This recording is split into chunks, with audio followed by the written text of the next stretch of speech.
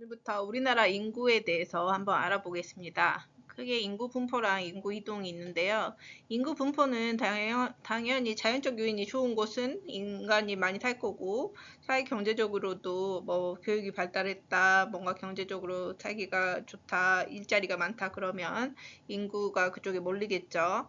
그리고 인구 분포를 보면 그래서 인구 밀집 지역 같은 경우에 60년대 이전 같은 경우에는 평야 쪽, 그래서 평야가 많은 우리나라 남서부 쪽에 인구가 밀집해 있었고, 반면에 인구가 희박한 지역은 강원도 쪽, 산지가 많은 북동부 쪽에 인구가 희박했었어요. 그런데 이제 현재 같은 경우에는 조금 큰 틀은 바뀌진 않았지만 2, 3차 산업 발달로 도시가 밀집되어 있는 수도권, 그 다음에 남동 임해 지역 쪽이 많이 밀집되어 있고, 희박 지역은 태백산맥, 소백산맥, 역시 산 쪽, 그리고 농어촌 지역이 오히려 과거에는 이런 평야지대에 인구가 많았다면 지금은 인구가 적은 편이다라고 볼 수가 있겠죠. 그래서 지금 인구 밀도는 단위 면적당 인구, 그래서 특정 면적 안에 인구가 얼마나 있냐, 그래서 인구 밀도가 높을수록 인구가 많이 사는 그런 식으로 이해를 하면 되겠죠. 그 다음에 인구 중심점 변화 있는데, 인구 중심점은 뭐냐? 지도에 한 사람을 한 개의 점으로 나타낸 다음 모든 사람이 동일한 몸무게라고 가정할 때 무게 중심에 해당되는 곳이라고 해요. 그러면은 우리나라의 그 무게중심에 해당되는 곳이 어디냐? 우리나라는 갈수록 이제 수도권 인구 비율이 높아지는 거예요. 그러니까 수도권 쪽에 이런 점들이 많아지겠지. 그러면은 이쪽이 쏠리다 보니까는 무게중심이 갈수록 수도권 쪽으로 가는 거예요. 그래서 갈수록 북서쪽으로 가고 있는 것을 볼 수가 있죠. 우리나라 인구 이동은 뭐 이촌향도 떠올리면 돼요. 그리고 이제 이촌향도 된 다음에 도시에서도 너무 밀집되니까 대도시에서 이제 서울에서 외곽 쪽으로, 교외 쪽으로 빠지면서 성남 이런 도시들이 발달을 하게 된 거지. 그래서 주변 도시로 인구 이동이 많아지고 있다. 그럼 우리나라의 시도별 인구와 인구 순 이동을 한번 보도록 할게요.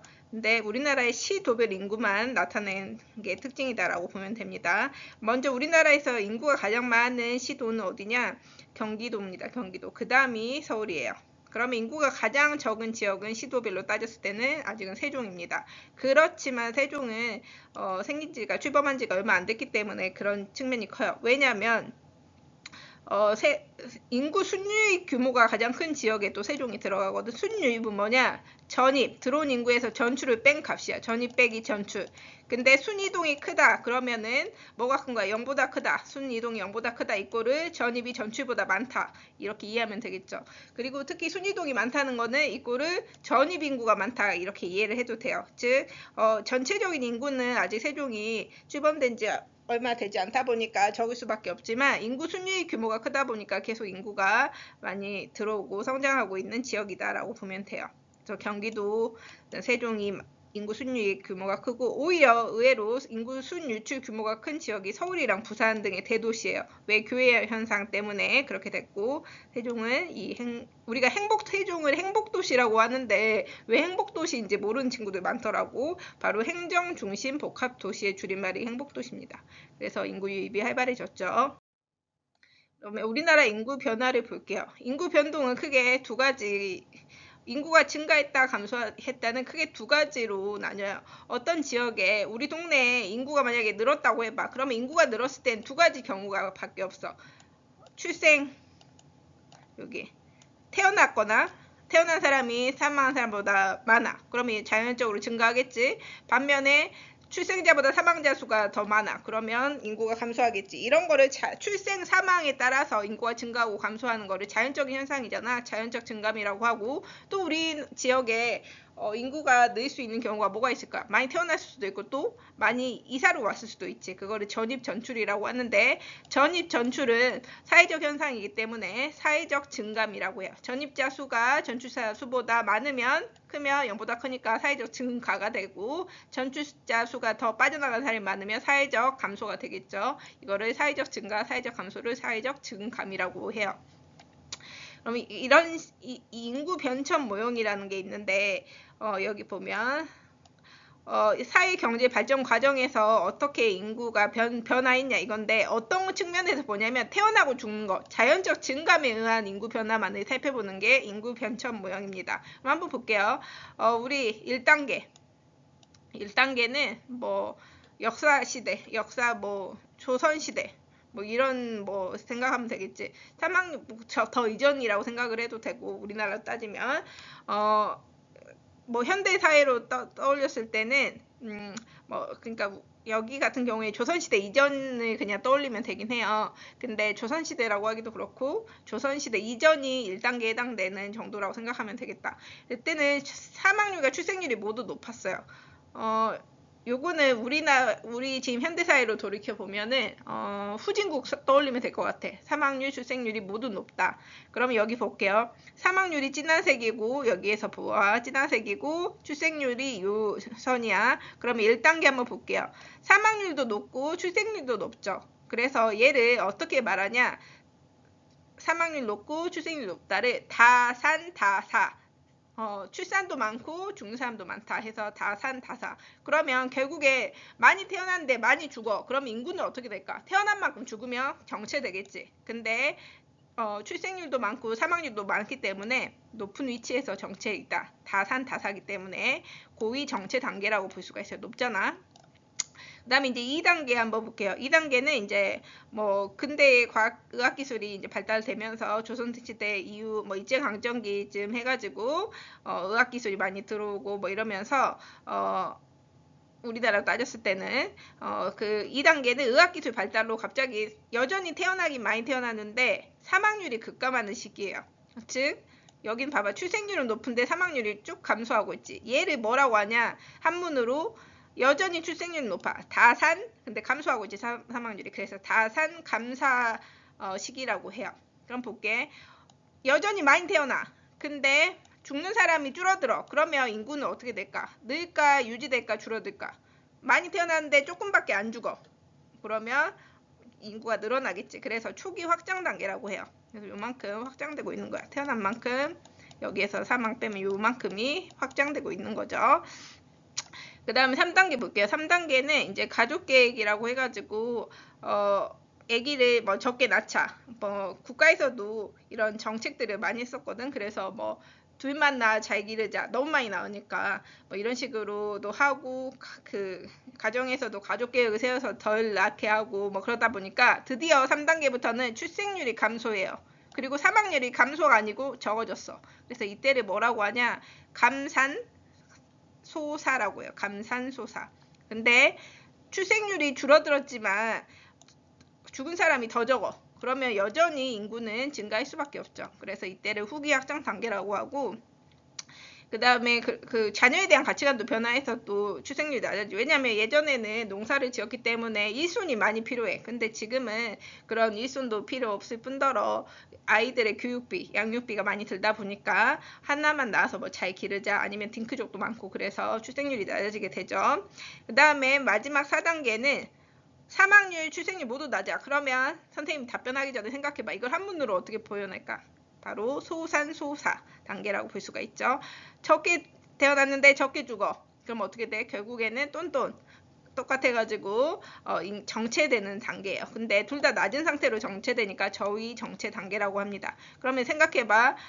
경제 발전 단계가 높아질수록 당연히 우리가 애들을 적게 낳는 것만 떠올려도 알 수 있지. 더 적게 죽고. 그래서 이쪽으로 갈수록 경제 발전이 되는 상태다라고 보면 되겠습니다. 그럼 우리나라를 요 인구 변천 모형과 일종의 좀 대비해가지고 한번 같이 볼게요. 조선시대 이전이 일종의 1단계였어요. 그래서 사망률도 높았지, 출생률도 높았지만 농업 생산량도 낮고 질병도 하고 기근 굶어 죽기도 하고 뭐 그러면서 일제강점기는 약간 2단계 쪽이에요.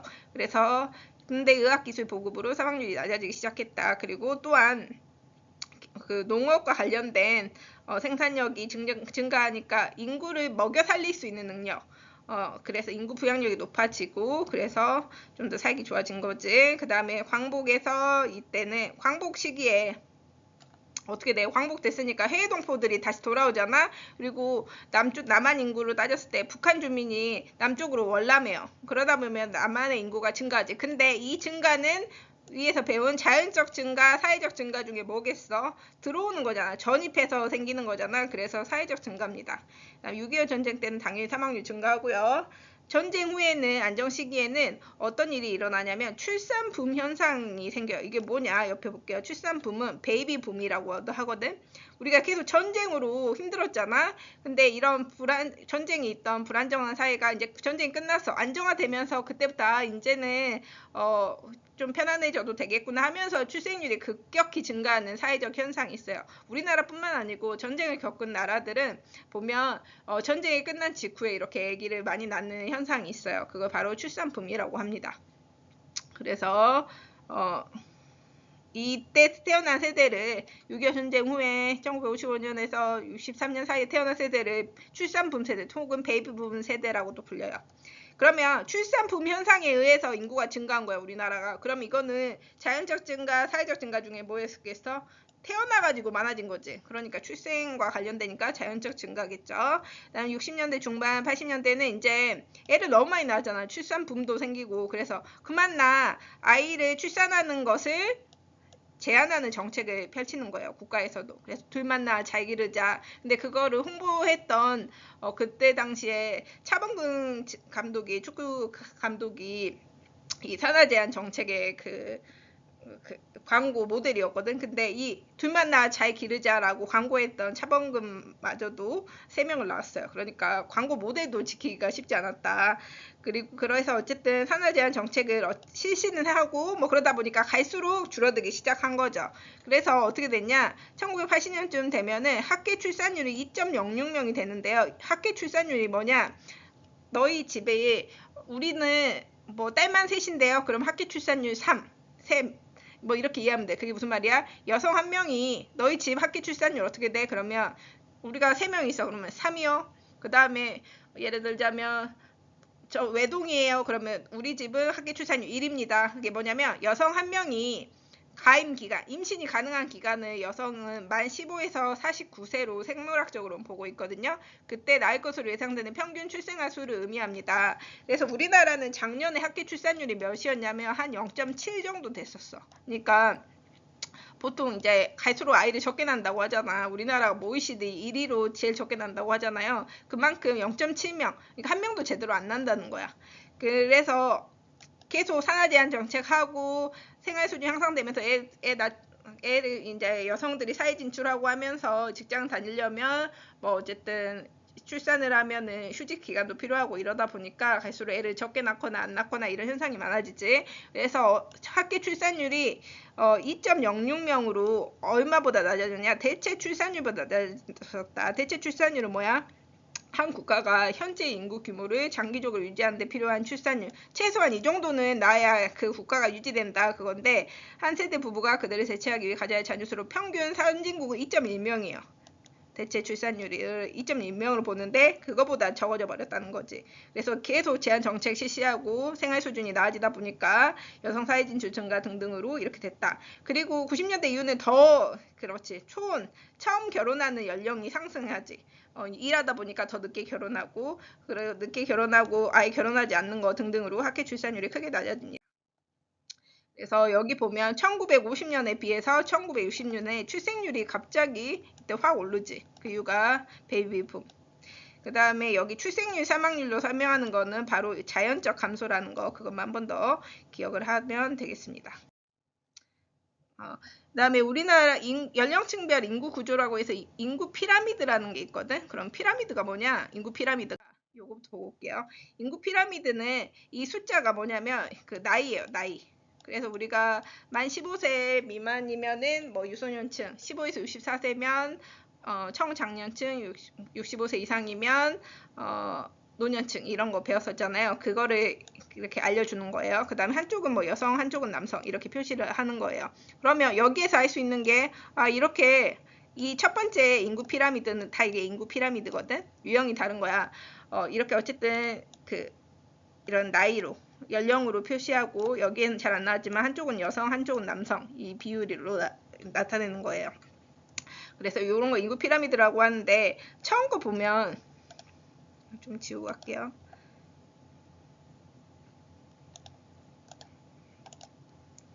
자연적 증가, 감소에 의해서 표현을 하는 거예요. 태어나고 죽는 거랑 관련이 있습니다. 그러면 첫 번째는 모양을 보면 피라미드 모양이라고 해서 인구 피라미드 중에서도 얘를 피라미드형이라고 해요. 두 번째는 우리가 1월 1일에 볼 수 있는 종을 뒤집어 놓은 모양이잖아. 그래서 종형이라고 하고요. 마지막은 방추가 생소할 수 있는데 방추 검색하면 나올 거야. 방추 모양이라고 해서 방추형이라고 합니다. 근데 여기 보면 피라미드형 같은 경우에 유소년이 상당히 많지.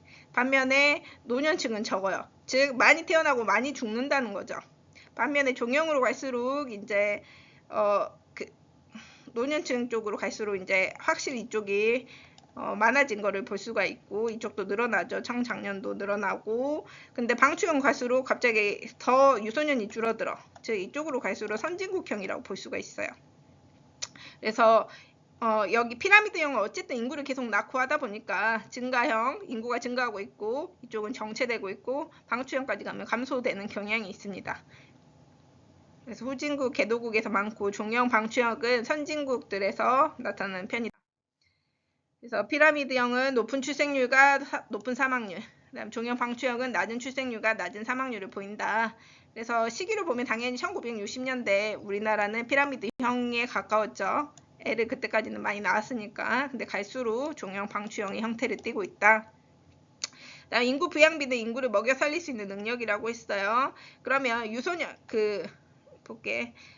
그리고 중위연령이라는 말이 계속 나오는데 중위연령 같은 경우에는 어떻게 이해를 하면 되냐면 평균 연령이랑 달라. 총 인구를 나이순으로 1살, 2살, 2살, 2살, 3살, 뭐 5살, 10살, 35살, 뭐 65살, 뭐 이런 식으로 쭉 세우는 거야. 거기에서 딱 중간에 있는 연령인데 결국에 고령화 사회가 되면 이 중위연령도 높아진다라고 생각을 하면 돼요. 그러면 이거 인구 부양비 예전에 개념 잡은 적 있죠. 총 부양비는 항상 부모는 누가 먹여 살리느냐. 그러면 가운데 있던 청장년층이 먹여 살리고 그리고 유소년 플러스 노년 둘 다 먹여 살리는 거지. 총 곱하기 100. 이거가 결국 풀이하면은 유소년 부양비 청소년분의 유소년 곱하기 100 이거 플러스 노년 부양비 이거 하면은 이 말이에요. 같은 말이에요. 그래서 인구 부양비는 갈수록 아이가 줄어드니까 유소년 부양비는 청장년분의 유소년층이잖아.